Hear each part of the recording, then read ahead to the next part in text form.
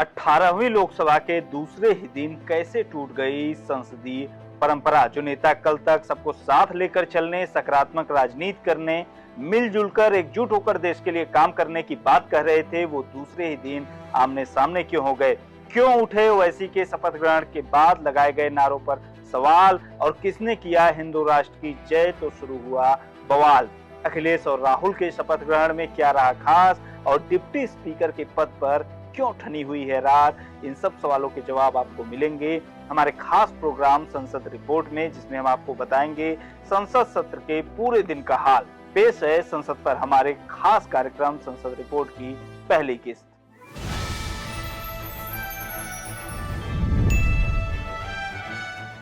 आज 25 जून को भी शपथ ग्रहण का कार्यक्रम जारी रहा। महाराष्ट्र, मणिपुर, मेघालय, मिजोरम, नागालैंड, ओडिशा, पंजाब, राजस्थान, सिक्किम, तमिलनाडु, तेलंगाना, त्रिपुरा, उत्तर प्रदेश, उत्तराखंड और पश्चिम बंगाल से चुने हुए सांसदों ने शपथ ली। इसके बीच इस शपथ ग्रहण के कार्यक्रम के बीच ही एक खबर ये आई कि लोकसभा के स्पीकर पद के लिए कल यानी 26 जून को चुनाव होगा, और इसके लिए कोटा से चुनकर आए पूर्व लोकसभा अध्यक्ष ओम बिरला ने नामांकन दाखिल कर दिया है। एक समय तक खबरें ये भी आई कि ओम बिरला के नाम पर सहमति बन गई है सत्ता पक्ष और विपक्ष के बीच। राजनाथ सिंह ने कांग्रेस अध्यक्ष खड़गे से बात कर ली है, लेकिन पता चला कि बात तो हुई है लेकिन बात बनी नहीं है। विपक्ष डिप्टी स्पीकर का पद मांग रहा है, लेकिन सरकार इसके लिए तैयार नहीं है और गड़ारी यहीं फंस गई है। राजनाथ ने खड़गे से कहा, मैं आपको फोन करूंगा, लेकिन फोन आया नहीं, ऐसा राहुल गांधी ने मीडिया को बताया। ऑपोजिशन ने क्लियरली कहा है, राजनाथ सिंह जी का खारगे जी को फोन आया। राजनाथ सिंह जी ने खारगे जी से कहा, देखिए आप हमारे स्पीकर को सपोर्ट कीजिए। ऑपोजिशन, पूरी ऑपोजिशन ने कहा है, हमने सब के सब से बात की है, पूरे ऑपोजिशन ने कहा है कि हम स्पीकर को सपोर्ट करेंगे, मगर कन्वेंशन ये है कि डेप्यूटी स्पीकर ऑपोजिशन को मिलना चाहिए।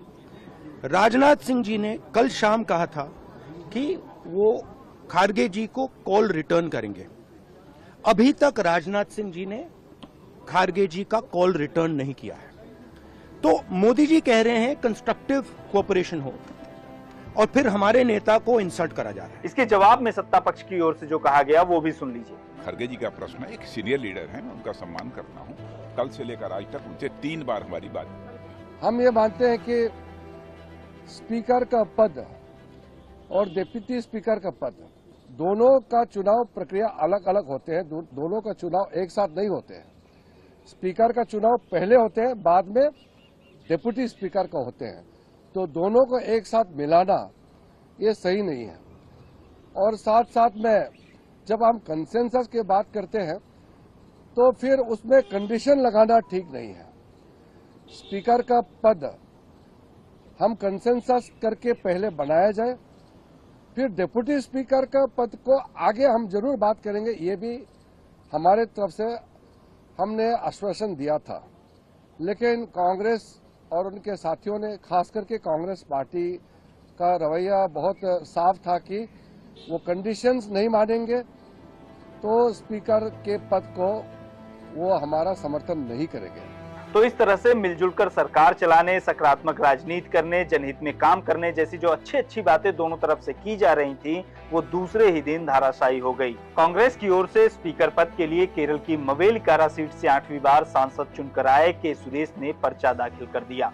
चूंकि पहले सत्ता पक्ष और विपक्ष आपस में मिलकर स्पीकर के चुनाव के लिए सहमति बनाते थे, और इस बार भी यही प्रयास चल रहा था, लेकिन के सुरेश, जिन्हें उनके अनुभव के आधार पर प्रोटेम स्पीकर बनाने के लिए पहले बात चल रही थी, लेकिन कांग्रेस और विपक्ष की ओर से ये मांग की जा रही थी, लेकिन उनसे एक टर्म कम अनुभव रखने वाले भर्तृहरि महताब को प्रोटेम स्पीकर सरकार ने बना दिया।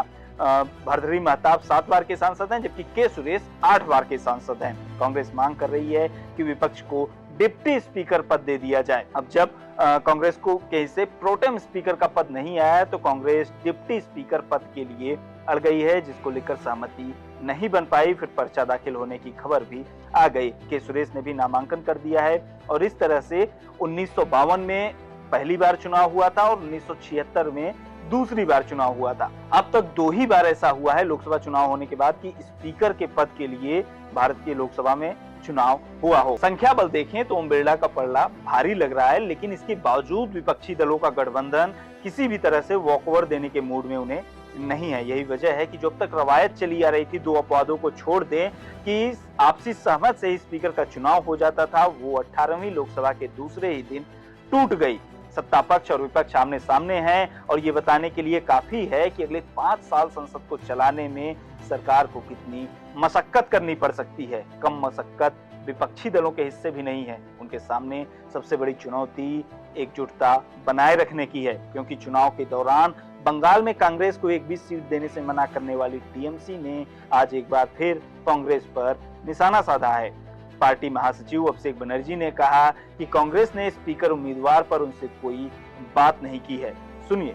किया था कांग्रेस ने, आरोप है कि कांग्रेस ने कोई फैसला अभी तक क्यों नहीं लिया? कॉन्टैक्ट नहीं किया, कोई बातचीत नहीं हुआ है and unfortunately this has been a unilateral decision. Speaker चुनाव के बाद बात सदन के अंदर की, जहां शपथ ग्रहण चल रहा था। माहौल तब गर्म हो गया जब हैदराबाद के सांसद असदुद्दीन ओवैसी ने जय फिलिस्तीन का नारा लगाया। जय भीम, जय मीम, जय तेलंगाना, जय फलस्तीन, तकबीर, अल्लाहु अकबर। ओवैसी शपथ लेकर चले गए, लेकिन हंगामा जारी रहा। सुनिए सदन के बाहर उन्होंने इस पर क्या कहा। क्या बोले हम? जय भीम, जय मीम, जय तेलंगाना, जय फलस्तीन। तो उन्होंने फलस्तीन पे ऑब्जेक्शन उठाया है बीजेपी ने। कैसा खिलाफ है? कैसा खिलाफ है? कैसा खिलाफ है बताइए, बताओ कौन सा संविधान का प्रोविजन है? अच्छा, तो आप कह रहे हैं आपने अरे सबने क्या क्या कहा वो जो सुन लीजिए ना। जी किशन रेड्डी ने विरोध किया। वो करते हैं, उनको कानून का इसको रिकॉर्ड से हटाना छोड़िए, नाम बोलने का बोल दिया, अब क्या है। इस पूरे मसले पर संसदीय कार्य मंत्री किरण रिजिजू का भी बयान आया, उन्हें भी सुन लीजिए। We have no any kind of enmity with Palestine or any other country. The only issue is while taking oath, is it proper for any honorable member to raise the slogan praising another country? We have no problem with any other countries, but whether it is appropriate or not, we will have to check the rules. Some members have come to me and complained about the raising of Palestine slogan at the end of the oath. Owaisi से शुरू हुआ बवाल अभी थमा नहीं था कि बरेली से चुनाव जीत कर आए छत्रपाल गंगवार ने जय हिंदू राष्ट्र का नारा लगा दिया। जय हिंदू राष्ट्र, जय भारत। छत्रपाल गंगवार के नारे को संविधान विरोधी बताते हुए सपा, टीएमसी, कांग्रेस, डीएमके सदस्यों ने आपत्ति जताई, हंगामा शुरू कर दिया। इससे पहले मेरठ से सांसद चुनकर आए अरुण गोविल ने जय श्री राम का नारा लगाया, तो समाजवादी पार्टी के सदस्यों ने जय अवधेश का नारा लगाना शुरू कर दिया। जय श्री राम, जय भारत। आपको बता दें कि अवधेश प्रसाद फैजाबाद लोकसभा से चुनाव जीत कर आए हैं, जिसके अंतर्गत अयोध्या क्षेत्र भी आता है। अवधेश नाम अयोध्या के राजा दशरथ के लिए भी इस्तेमाल किया जाता है। जब सदन में जय श्री राम गूंजा तो फिर विपक्ष उसके जवाब में बीजेपी को अयोध्या की हार याद दिलाने के लिए जय अवधेश के नारे लगाने लगी और इस पर सांसद अवधेश खड़े होकर साथियों का अभिवादन करते हुए भी नजर आए। इसी क्रम में जब राहुल गांधी का नाम शपथ के लिए बुलाया गया, तब एक बार फिर से संसद में हलचल बढ़ गई। राहुल गांधी हाथ में संविधान लेकर शपथ लेते हुए नजर आए।